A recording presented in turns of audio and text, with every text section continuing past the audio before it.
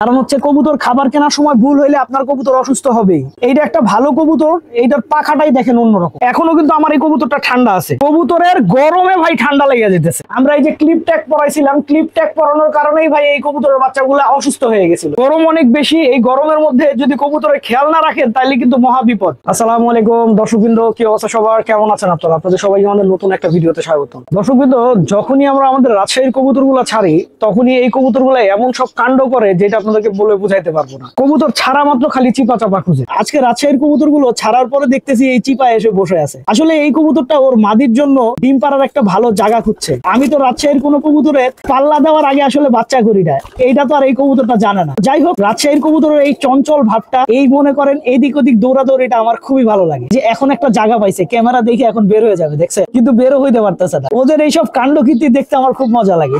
দর্শকবৃন্দ, প্রত্যেকটা খারাপ দিকের মধ্যে একটা ভালো দিক থাকে। যেমন আজকে গরম অনেক বেশি, এই গরমের কারণে আমরা আজকে ধান ধুইছিলাম এবং আমাদের ধানগুলা মোটামুটি এক বেলাতেই অনেকখানি শুকিয়ে গেছে। আমি অনেক ধান কিনছি। আপনাদেরকে একটা জিনিস দেখাই, আমার হাতে এখন একটা ধান হঠাৎ করে চোখে পড়লো। এই যে এই ধানটা, হ্যাঁ এই যে এই ধানটা দেখতেছেন, আমি জানি না ক্যামেরা এত ছোট জিনিস দেখা যাবে কিনা। এই ধানটা যদি কবুতর খায় তাহলে কবুতর অসুস্থ হবে। নষ্ট ধান ধোয়ার পরেও, এত ক্লিয়ার করার পরেও এরকম একটা দুইটা ধান থেকেই যায়। তো একদিনে মোটামুটি ধানগুলা মনে করেন আপনার মোটামুটি ভালো শুকিয়ে গেছে। আমার কাছে মনে হয় আর রোদ না দিলেও হবে। আমি যে ধানগুলা ধরে আছি আমার হাতটা মনে হয় পুরো যাইতেছে। আর একটু দাঁতে দিয়ে চেক করি। আপনারা যখন ধান ধুবেন বা ধান কিনবেন, ধান কেনার আগে খুব সাবধান ভাবে একটা জিনিস যাচাই করবেন। কারণ হচ্ছে কবুতর খাবার কেনার সময় ভুল হইলে আপনার কবুতর অসুস্থ হবেই। এই যে আমি ধানটা নিলাম, একটা ধান নিলাম, ধান নিয়ে এটা একটা কাট করার শব্দ হইলো, এটা মোটামুটি শুকিয়ে গেছে। তারপরেও আমরা হয়তোবা কালকে সকালে আরো কিছুক্ষণ রোদ দিব, রোদ দিয়ে পুরো ধানটা ক্লিয়ার করবো। এই যে এইখানে আরো 1 গ্রাম ধান আছে, এগুলো আমরা অলরেডি ক্লিয়ার করে ফেলছি। এই যে এগুলো শুকানো হয়ে গেছে, এগুলো এর আগের দিন ধুইছিলাম। হ্যাঁ, এটা বেশি শক্ত। তা আমি মোটামুটি আরো ধান কিনা সবকিছু মিলায়া আমার সারা বছরের কবুতরের যে ধান লাগবে সেটা মজুত করে ফেলছি। এবং আপনারা যদি যখন নতুন ধান উঠে তখন যদি ধান কিনে ফেলতে পারেন সারা বছরেরটা দিয়া, যদি এভাবে প্রসেস করে রাইখা দেন, তারপরে সারা বছর খালি নিবেন আর কবুতররা খাওয়াবেন। আর আমার এই ধানের কেজি, এটা আমার কেনা পড়ছে হচ্ছে 1000 টাকা মন। ঠিক আছে, প্রসেস হওয়ার পরে এটা আপনার 1000 টাকা মন কেনার পরে ধুয়ে ধাওয়ার পরে 35 কেজি করে টিকছে। এভারেজে 30 টাকা করে কেজি পড়ছে একদম ফুল ক্লিয়ার হওয়ার পরে। তো আপনি এখন চিন্তা করেন, আর আমাদের সাথে পরিশ্রম আছে, পরিশ্রমটার তো আর আমি দাম ধরবো না, কারণ নিজের জিনিসের জন্য নিজে খাটছি। তবে এই জিনিসটা যদি আবার আপনি একটা মনে করেন লোক নেন, তাহলে ভাই কস্টিং আলটিমেটলি সমান হয়ে যাবে। তো 30 টাকা কেজি করে এতগুলা কবুতরের খাবার হয়ে গেল। এটা তো কোনো আসলে খুবই কবুতর পালার জন্য খুব ফ্যাসিলিটির বিষয়। ঠিক আছে, আর এইদিকে গরম বেশি পড়ার পর থেকে আমাদের বেশ কিছু কবুতরের বাচ্চার আবার চোখ উঠা শুরু হয়েছে, যেদিন থেকে গরম বেশি পড়ছে। তো এই বাচ্চাগুলো একটু ধরে দেখবো। আগে এই বাচ্চাটা একটু ধরে দেখি। আমি এই বাচ্চাটাকে নিয়ে সবসময় কনসার্ন থাকি, কারণ হচ্ছে এই বাচ্চাটার অনেক বেশি পক্স ছিল। হ্যাঁ, কিন্তু আপনার আলহামদুলিল্লাহ বাইরে আনার পরে কবুতর রেগুলার ছাড়ার পরে পক্সটা একদম ভালো হয়ে গেছে। কিন্তু আমি বুঝলাম না আমার জুলফিকার কবুতরের তল থেকে মাখরা কবুতর কিভাবে বের হইলো। আমার জুলফিকার কবুতরের বাচ্চা কখনো মাখরা হয় না, এই প্রথম জুলফিকার কবুতরের বাচ্চা হইলো মাখরা। পাখা দেখেন কবুতরের, একটা ভালো কবুতরের পাখাই হবে হচ্ছে অন্যরকম। হ্যাঁ, এইটা একটা ভালো কবুতর, এইটার পাখাটাই দেখেন অন্যরকম। তো এই কবুতরটা কিন্তু এখন যেমন আছে এটা বড় হয়ে তেমন থাকবে না। ঠিক আছে, এটা বড় হয়ে জাগ গলা টাইপের হয়ে যাবে। আর এইদিকে আমাদের খাকি জুলফিকার কবুতর এবার করা ফার্স্ট এইরকম। এই যে এইটা যেই পেয়ারের বাচ্চা, এই পেয়ারের কিন্তু বাচ্চা এই বছর আমি পাল্লাও দিছি। তারপরে পাল্লার পরে আমি যখন দেখছি বাচ্চার রেজাল্ট ভালো, আবার ওইরকম করে পেয়ার করছি।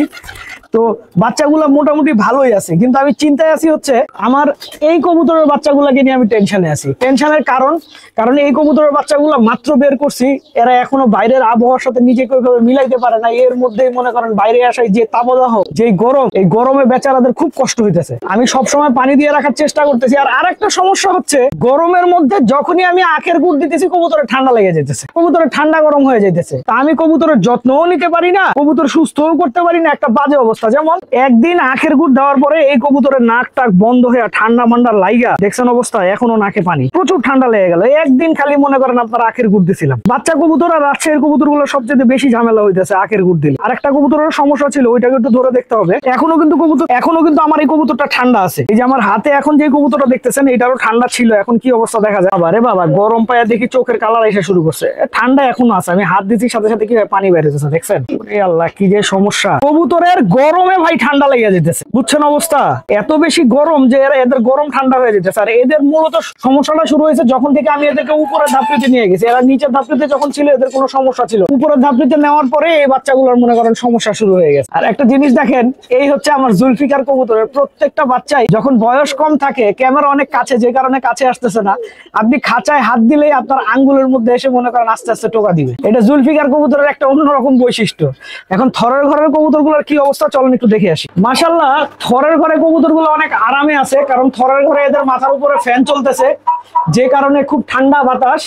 থরের ঘরে কবুতরগুলো আমার ভালো আছে, কিন্তু আমার বাইরের কবুতরগুলোর অবস্থা ভাই খুবই খারাপ। মুরগি আমরা গরমের কারণে ছাড়ি নাই, এদেরকে বিকাল হইলে আমরা ছাড়বো, আর কিছুক্ষণ পরে রোদটা কমলে ছাড়বো, কারণ যে পরিমাণে রোদ, সেই পরিমাণে রোদে আমার কাছে মনে হয়েছে যে হিট স্ট্রোক করতে পারে। আর আমাদের এই বাচ্চা দুটো অসুস্থ ছিল, কিন্তু এই বাচ্চা দুটো এখন ফুল রেডি হয়ে গেছে। এই বাচ্চা দুটো আমরা বের করে ফেলবো।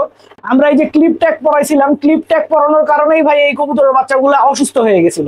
ক্লিপ ট্যাগ খুলে দেওয়ার পরে এখন মোটামুটি কবুতরগুলো সুস্থ হয়ে গেছে। আর এই সাইডের বাচ্চাগুলোর কি অবস্থা, এদের অনেক বেশি পক্স ছিল। দেখি বাবা, না এখনো পক্স, খালি পক্স আর পক্স। দেখছেন কি যে একটা সমস্যা, পক্সের কারণে ভাই মহা মুসিবতে আছে, বুঝছেন। আরেকটা বাচ্চার কি অবস্থা দেখি, এদিকে আসো। এই কবুতরের বাচ্চাটা বেশি দুর্বল হয়েছে। এইটা হচ্ছে আপনারা প্রথমে যে খাকি কবুতরটা দেখলেন, ওর ভাইয়ের ছেলে। এই যে আমি বললাম না যে এবার এই কবুতরগুলো আমি ওই পেয়ারের বাচ্চা জোড়াও দিছি, পাল্লাও দিছি। এবার ওই পেয়ারের বাচ্চা ওদের ভাই বোনকে পাল্লা দিছি। এই যে দেখেন, এই যে এই কবুতরটার কথা বলতেছিলাম, প্রথমে যে খাকি বাচ্চাগুলো দেখাইছি, এটা ওর আপন ভাই, এই ভাইটাকে পাল্লা দিছি। আর এটা হচ্ছে আমাদের এই পেয়ারের বাচ্চা। এইখানে আমাদের লাল খাকি মাদিটা আছে, লাল খাকি মাদি, আর আমাদের বাবরা নট দিয়া করা কবুতরের বাচ্চা। লাল খাকি কবুতরটা অনেক সুন্দর, কিন্তু আমাদের বাবরা কবুতরটা তো সুন্দর না। যেন কবুতরটার কালারটা সুন্দর হয়, এই কারণে আমি খাকি দিয়া করছি। বাচ্চার কালার মোটামুটি সুন্দর হয়েছে, অ্যাটলিস্ট বাবরার থেকে তো ভাই খাকি কালারটা ভালো আছে। কি বলেন আপনারা? এই যে পাল্লা দিছি, পাখা ক্ষয় হয়ে গেছে। অবশ্য আমার কবুতর পাল্লা না দিলেও পাখা ক্ষয় হয়ে যায়, কারণ আমি তো সারা বছরই কবুতর ছাড়া রাখি। এই যে ধান রোদে দিছি, এখনই আমি ধানটা মনে করেন আপনার কিছুক্ষণের মধ্যে উঠে ফেলবো, উঠে আপনার কবুতর গুলাকে ছেড়ে দিব। ওইদিকে দেখেন আমাদের ঘুঘু পাখিটা গরমে পানি থাকা সত্ত্বেও কিভাবে হাঁপাইতেছে, দেখছে তো বেশি গরম যে এই ছোট্ট পাখিটাও সেই গরম নিতে পারতেছে না। আর এইদিকে আমাদের এই খাকি মাদিটার একে তো ডিম পারলো অনেকদিন পরে, ডিম পারার পরেও আপনার ডিম পারছে হচ্ছে একটা কবুতর। যখন একটা ডিম পারবে তখন মনে করবেন বিপদের সাইরেন বাজা শুরু হয়ে গেছে, মানে এই কবুতরটা বাঞ্জা হয়ে যেতে পারে। আমি এইবারের এই একটা বাচ্চা নিয়ে আমি ওরে আবার রেস্টে দিব, পরবর্তীতে আবার জোড়া দিব। আমার কাছে মনে হয় আমার বাহাদুর কবুতরের এই পেয়ারিংটার কারণে বাচ্চা খাকিয়ে আসবে, এই কারণে আসলে আমি এই পেয়ারিংটা করছি। আর এইদিকে এই জোড়াটা দেওয়া হয়েছে, এই জোড়াটা ডিম পারলেই আমি ডিম অন্য কবুতরের নিচে দিয়ে এই নটটা বের করে ফেলবো, কারণ ভাই এটা আমার ছুটার কবুতর এত বেশি দিন ভাই আমার পক্ষে থরের ঘরে রাখা সম্ভব হবে না। আর নিচে আছে হচ্ছে আমাদের চুইঠাল পেয়ারটা। আমি এবার আমার চুইঠাল কবুতর গুলার সাথে আসলে চুইঠাল কবুতর জোড়া দেই নাই, চুইঠালের সাথে নর্মাল সিলভার যেসব মাথার কবুতরের মাথায় ঝুটি নেয় ওইসব কবুতর জোড়া দিছি। এইখানে এক জোড়া দিছি, এইখানেও দেখেন আপনার চুইঠালের সাথে দিছি হচ্ছে আপনার নাইরা কবুতরের জোড়া। এখন দেখা যাক এই বাচ্চাগুলা কেমন হয়, তো আমার বিশ্বাস বাচ্চা ভালোই হবে ইনশাল্লাহ। আর দর্শকবৃন্দ, গরম অনেক বেশি, এই গরমের মধ্যে যদি কবুতরের খেয়াল না রাখেন তাহলে কিন্তু মহা বিপদ। তো এই কারণে কবুতরকে চেষ্টা করবেন হচ্ছে সবসময় পানি দিয়ে রাখতে। আর যদি গুড়ের পানি খাওয়ান, স্যালাইন দিতে চান, তাহলে অবশ্যই এটা সকালে দিয়ে, সকালে না দিলে মনে করেন এই যে আমার কবুতরের মতো ঠান্ডা লেগে যাবে, বুঝছেন। তো দর্শকবৃন্দ, আপনারা সবাই ভালো থাকবেন, 5 ওয়াক্ত নামাজ পড়বেন। আসসালামু আলাইকুম।